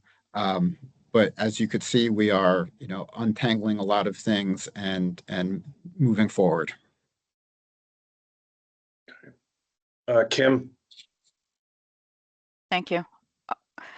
Kyle, you had previously mentioned there was some difficulty with the prior year ending balance of the close of the fiscal year 23 to the beginning balance of the fiscal year 24. Has that been resolved? That has been resolved, barring any issues that we have with regard to these bank reconciliations. If it goes back to the end of Correct. 2023. Sure. Okay, thank you. I guess over to the city, you didn't experience that there is a bank reconciliation issue in 2023. It raised its ugly head, as I'll say it, in 24. Myron and Santos. I understand the question. Yeah, Kimberly, I think the main issue for bank recs is that they had turnover in that position. And I think Payne was his name, right? Yeah, we had, in terms of completion of bank audits, the bank reconciliations, our finance director terminated in November of 24, 5 months after the fiscal year ended. Our chief accountant at the time terminated at some point around there, I believe, March of 24, March of 23. And there was a vacuum of resources there. As to the 23 audit, I can't really talk to, I haven't reviewed it, and therefore I can't really talk to the implications of the roll forwards of that audit and the findings and the schedules into the 24. My staff has indicated that there are entries that were made at the end of 23 that are impacting 2024 that need to be unraveled on our side to understand what the implications are. I believe that CBIZ and Kyle are aware of those, and we're trying to get a clean roll forward and clean reconciliation between 23 and 24. Part of the issue too, if I could just add in maintaining professional skepticism as the auditor, we really focus at the beginning of the audit, making sure fund balance or net position rolls year over year. And it didn't. And were there entries made to just make it look like it rolled, or was the actual financial activity posted appropriately to make it roll? And so that's something that we've needed to spend extra time on too. And with the bank recs being where they are, we're hesitant to say that opening balances are great and we're ready to rely on them. I guess we won't know for a little bit of time. Based on the timeline that it has taken you to complete reconciliations, you state that you've started to work on the big items, which we had heard some time ago, which was the pension OPEB assets. Are there other big items that would further delay it besides this reconciliation, the bank reconciliations that we're hearing? The items that are still open deal with pension investments. There's a $4 million difference between the audit of the pension fund and the financial advisor's recap of the balance and assets of the fund. So we need to understand that $4 million difference. There's an AP schedule, which, as I said, sounds simple. What's the AP as of June of 2024? There's a project, but it may not be. So I can't, until it's done, I can't tell you how difficult it's going to be to get that information and to tie it into whatever the ledger says it should be. I don't know whether the subledgers and the ledger were appropriately reconciled. We have some capital accounts payable schedules to provide. And the other big item dollar-wise would be additional information concerning compensated absences. And that is being worked by an associate of CLA with our payroll department. Information and reports have already been pulled. They just need to be reviewed and summarized. Okay.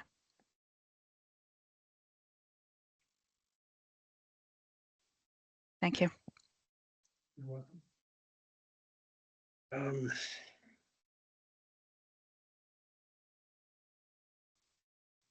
So commissioners, we're going to be addressing two other items. But before we go there, I'll open it up if you have any questions in regards to what's been discussed to this point. Just quick on the information was sent over the other day, which I think was a projection for June 26 budget. It looks like there's a, if I'm reading this right, there's a overall requirement out of fund balance for just shy of $22 million for the year. Can someone talk about the impact on the overall fund balance, where that's going to be after you complete the 26 year end? And then secondly, Mayor, just to follow up on going forward with 27's budget, you know, to make up that $22 million deficit, had to be some significant cuts or areas that you might have addressed in your budget. If you could just touch on that as well. Sure. To take the second part of your question, for the 26-27, we ended up freezing 13 positions. I asked departments to come in initially with a 5% decrease. Some were successful, others certainly weren't. We couldn't do that everywhere, but we did make cuts where we could, and we had those 13 positions too, which had an impact. Regarding 25-26, the 25-26 budget, the adopted budget uses $9 million of fund balance as revenue. We've also had overages of about $3 million, mainly from police, fire, public works, pension, and fringe. Also in 25-26, there was an unspecified cut of $7 million. That was based on a historical remainder at the end of the year, which won't be realized. And also we did miss out on some revenues that were projected in the adopted 25-26 budget too. I know, Myron, do you want to add anything to that? No, I think you've covered it all. Do you have a sense where your fund balance is after you factored in this projected deficit for 26?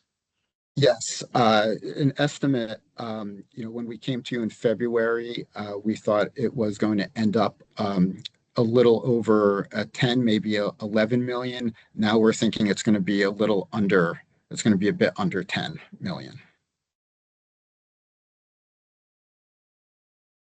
Thank you. Mayor, as you've indicated though, so the 2027 budget doesn't factor in any assumed cost savings, unidentified cost savings, and the revenues are predicated upon expectations that they will be realized. Correct. Conservative revenue estimates.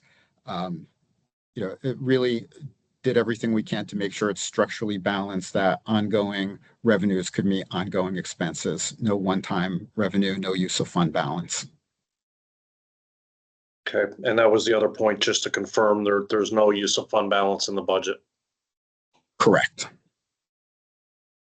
Are there, and maybe Myron can speak to this, but are the departments, going into the new year on July 1st, are there controls in place that will ensure that they comply with their budgets?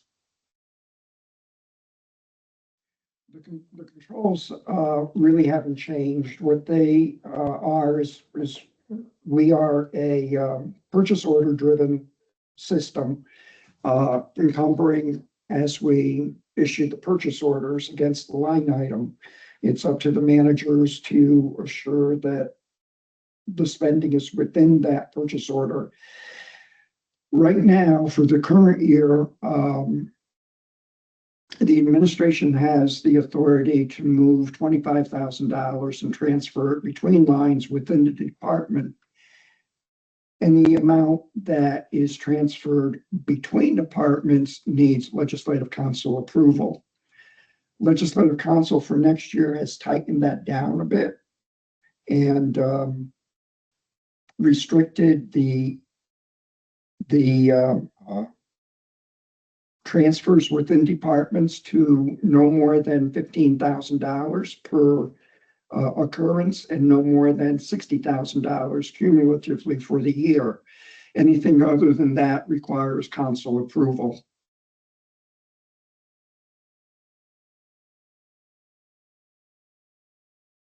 Okay. Commissioners, any other questions to this point? Mike? Yes. If I could just ask quickly, I know this kind of goes back to the 24 audit report, and I believe that that's triggered, there was a rating withdrawal for the city's debt. So I guess I was curious what the city plans on doing going forward, because that's certainly going to hamstring them for, raising money through bond sales and whatnot.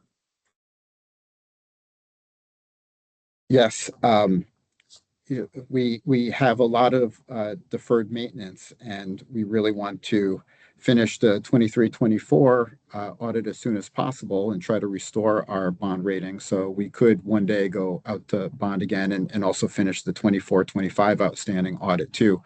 Some of this might be a segue to, I think, what the chairman might want to talk about next, which is this supplemental state aid that's in the budget. This money that's been allocated could be useful for some of our urgent capital needs. Okay, thank you. And yes, that was the next item. Through the recently concluded legislative session, there was a public act that provided for up to an additional $10 million in supplemental aid for Hamden. Mayor, at this point, none of that, I presume, is incorporated as a revenue source in your general fund for next year. Absolutely not. No, I wanted to talk with you first. I want to find out if there are any restrictions to this aid, if what the guidance is on it before we even really start talking about what to do with it. And I think to your point, it's this looks to be a one-time allocation. And to your point, I think the options would be likely in the area of capital to allow you to be able to accomplish some things during the period for which you're not going to be able to issue debt. The Public Act did come with a couple of requirements tied to the commission. The first item is that Hamden is to provide a corrective action report to this commission by September 1st, demonstrating that supplemental aid will not be needed in future years. And the second requirement is for the mayor to meet with MFAC by December 31st to discuss the corrective action plan and to answer questions. Certainly the priority is to develop the corrective action plan and to submit to MFAC by September 1st. Looking forward to doing that. Okay. Commissioners, do you have any questions on this item?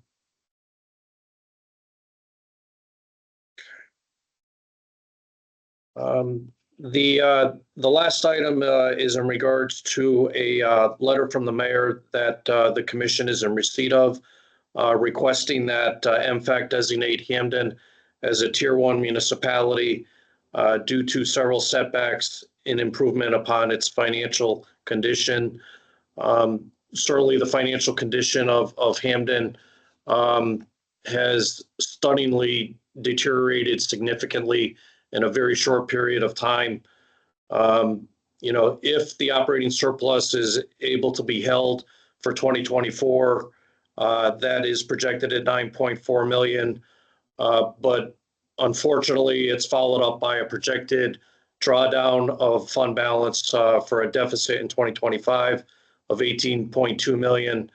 And as discussed today, a projected additional drawdown of fund balance to the tune of 21.7, nearly 22 million of additional drawdown on the fund balance reserves.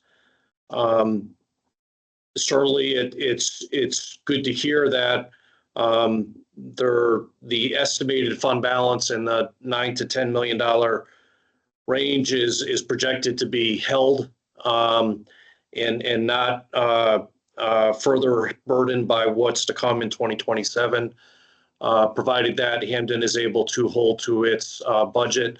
But certainly, what's been highlighted is some of the, staggering gimmicks that were incorporated in the 2026 budget, largely the budgeting for assumed savings that to the magnitude of $7 million that were never going to materialize. And, a budget that was adopted assuming the use of additional, I believe it was $9+ million in 2026.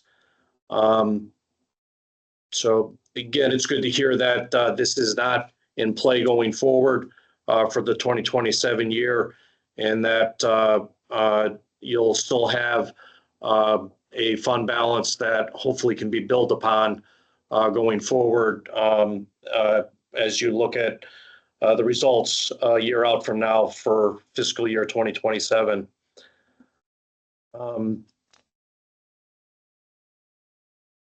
So the commission, I believe, is inclined to answer your request to be designated as a Tier 1 municipality. And with that, I would entertain a motion for designating Hamden as a Tier 1 municipality in accordance with the mayor's request. So moved. So moved. Second. Okay, under discussion? No. Okay, all those in favor? Aye. Aye. Aye.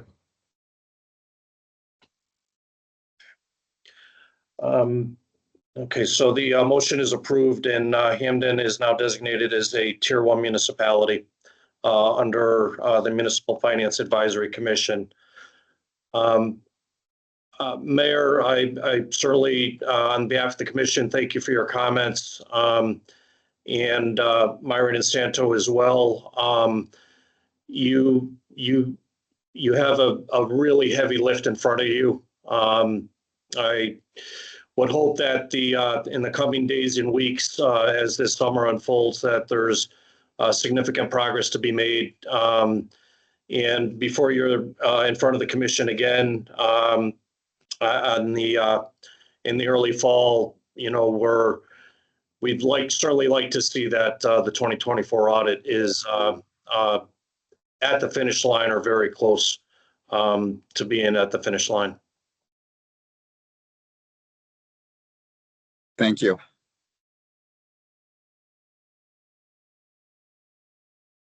All right.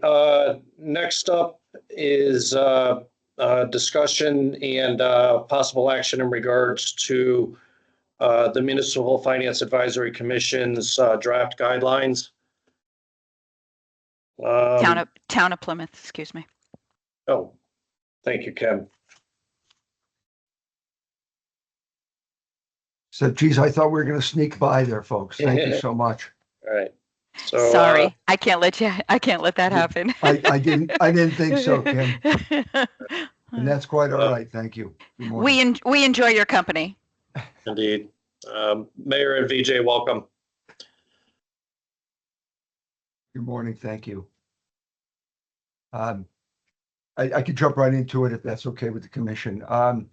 Good morning, everybody. I trust that you received the narrative that BJ prepared and sent to you, which was provide some background context, which most of which I'm sure you're all familiar with regarding ARPA and some of the staffing issues, which like I said, I'm sure you're aware of. Just a quick status: we did complete the 2024 audit. I want to thank our audit support team and our auditors for that. I believe that everything's in order, but certainly if you have questions when we get to that point of the meeting, we can open that up. Quick status on the 2025 audit. We did prepare a milestone and timeline guide. The details, which also were submitted to you. Regretfully, we're a little bit behind on that. However, we did hit some key milestones regarding some of the financial statements that we prepared and have started loading up that information through the automated system provided by Kyle and his team. So I wanted to highlight that. We just some other general things which I'm sure you're aware of. We did pass our budget, so we are just under a 3% threshold, which allows the town council to pass the budget without having to go to a town meeting or referendum. So that was a successful effort.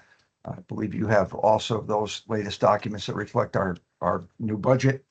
And we're also been focused lately on aggressively working with our department heads to do the finalization of their budgets to close out 2026. One of the key takeaways that we discovered in the 2024 audit and that we're also encountering on a lesser scale in the 2025 audit preparation is just the proper closing and balancing of the current year budget. So we've spent some extra effort on that. So I just wanted to provide you those highlights. I'd like to turn it over to VJ. I know he's got some things that he wants to bring to the commission's attention if we can do that. And then, like I said, any questions we'll be glad to entertain and answer as best we can. So VJ, can you pick that up from here? Yeah, absolutely. By the way, good morning, good afternoon. I guess it's 12. And I just wanted to say, so far for 24, 25 audit, our submission, most of our submission is complete, except the important stuff, which is, I believe, is the general ledger and trial balance. And part of the reason I have not submitted that because I just want to make sure that my team understands what they're doing and they're analyzing every entries. There are some difficult entries such as pension. We have, a consultant, previous auditor, Santo, who guide us perfectly well. And so we think like by end of June, we should be able to give Kyle, our new auditor, the general ledger and trial balance. That will allow them to start their work, because without that, we understand they can't do anything. But my goal was, one of the goals was to make sure I get staff involved instead of, me just doing everything. So they feel pretty much empowered by that, and they take pride in what they do. So that is definitely helping. And then the other goal is to provide them the training that they need, which is scheduled, our IV training, the system that we use. It's from July 27 to 31, 5 days. It will be all live training here at the facility, school facility. And hopefully there are some things like bank reconciliation, for example, not done in the system, even though it's available to us. So I'm trying to, improve how we do our accounting here. And so that definitely will help them. We also have classes that I encourage my staff to go so they understand GASB and GAP, procedures or policies and implement that when they're doing their work. So I think I feel pretty confident from where we were when I took over versus where we are. And definitely the mayor is very supportive, and that's helping us a lot to move faster. Our goal for 26 is to submit the audit before, well, in time. We're hoping by December. That's our goal. So we could be out of MFAC. That's, our future goal. As far as 25, 26, I just wanted to bring it to your attention. We budgeted for $47 million approximately. 47, 215, 453, and so far as of current, we have 47,566,899. So it's about a little 350,000, but part of that could be, the grant that we may have not spent yet, some of the grant money, that goes into the general fund. As far as expenditure is concerned, our budget is 46,834,446 amended, and we so far it seems like we spent 42 million. So there may be some encumbered amount, like we have about close to 265,000. Our fund balance is about unassigned fund balance is 10,823,473. And when I look at the budget number, what we have, it's about 23% or 22.9 to be more precise. So hopefully, our goal is to make sure we catch up everything, and at the same time, staff have, fully trained and understand what they're doing. So you anticipate turning over the general ledger trial balances next week? Yes, definitely. Okay. Kyle, I see that you're on the call. Can you speak to the timeline for completion of the audit? Yeah, no problem. We're ready to get going as soon as they get us the trial balance. We've already got our full request list, a good chunk of which has been provided to us ahead of the trial balance, including the planning portion of the audit. So we've gotten through a good chunk of what we can prior to having the trials.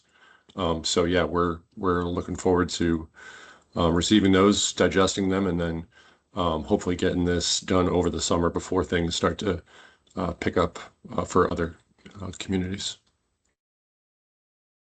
Okay. Commissioners, any questions? Okay. All right. All right. I think with that, certainly, it sounds like you're going to be able to get there and have the audit issued before the end of the summer. So, the ask is certainly to look to make that happen so that you can set the runway in place for getting the 2026 audit done and filed on time this year.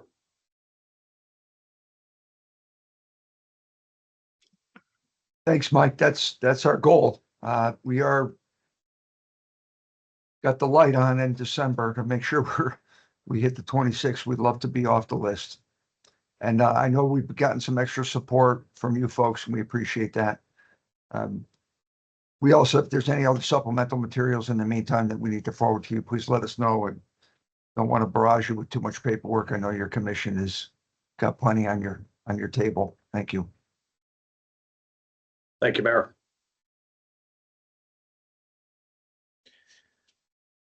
Okay. All right. Now back to the other item. So, item number 8, other business, is in regards to this commission's draft guidelines that have been developed with the assistance of Kim and her team and through discussions with the commissioners. So I would entertain a motion to approve, excuse me one second, to approve the MFAC guidelines. So moved. Second. Okay, and under discussion, any comments that the commissioners would like to make?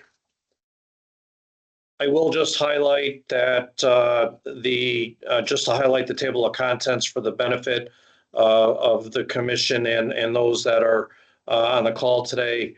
There is an overview of the MFAC authority, membership and reporting. There's an overview of the tier designations. There's an overview in regards to the establishment of a 5-year financial plan. There is a component in regards to the tier 1 termination process. And then there are 2 appendixes. Appendix A is a sample 5-year financial plan, and Appendix B is a sample corrective action plan. With that, again, any further discussion on this item? No. Okay, all those in favor of adopting / approving the Municipal Finance Advisory Commission guidelines? Aye. Aye.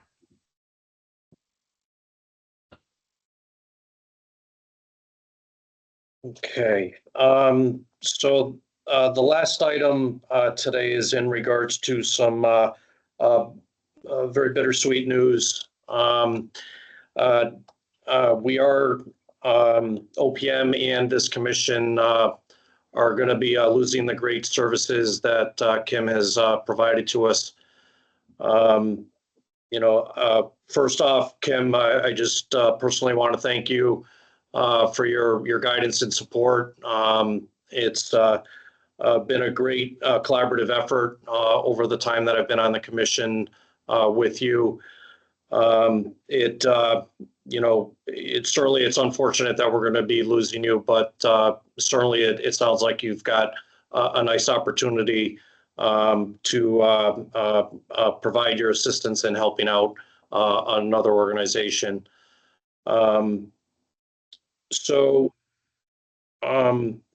I guess first off, Kim, I did want to give you the opportunity to have you provide some comments to the commissioners. Sure. And then the introduction of the interim. Thank you. And thank you for your kind words, Mike. I don't want to choke up because, as you mentioned, it is bittersweet. I was not on a formal search at all. Sometimes opportunities knock at your door, and an opportunity did knock at my door to become the chief accounting officer for the Connecticut Community College system. So that's where I will be moving to, still at the state and just working in a different capacity. And those of you that know my background, I spent a number of years of my career in higher education. So it's kind of like a full circle for me. It is difficult to leave the great folks at OPM and those that other constituents that I've worked with on the oversight boards, as well as the towns and their staff. And I've really learned from many of you. So I do treasure those relationships. So I don't want to get sentimental. So thank you, and thank you all.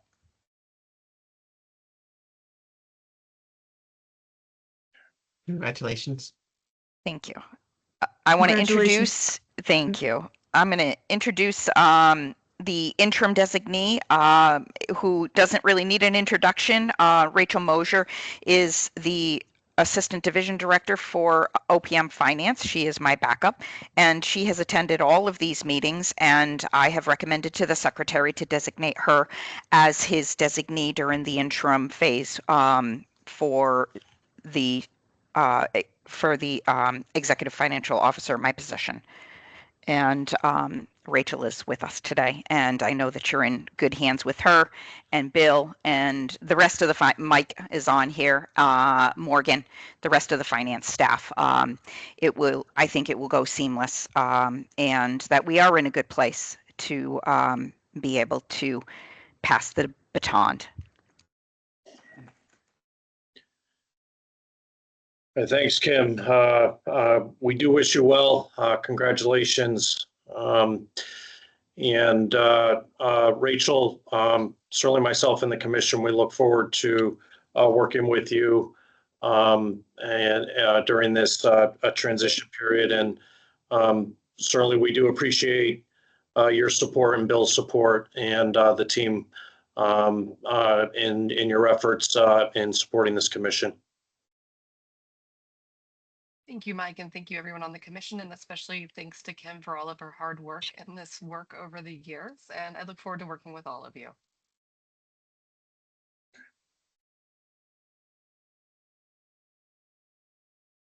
All right. With no further items to discuss, and we went a little long today, but I would entertain a motion to adjourn at 12:13. So moved. Second. Okay, all those in favor? Aye. Aye. Aye. Kim, congratulations and Congratulations, best of Kim. luck. Thank you so much. Thank you. Congratulations, Kim. Thank you. Thanks, everybody. Congratulations, Kim. Nice meeting you all. Thank you.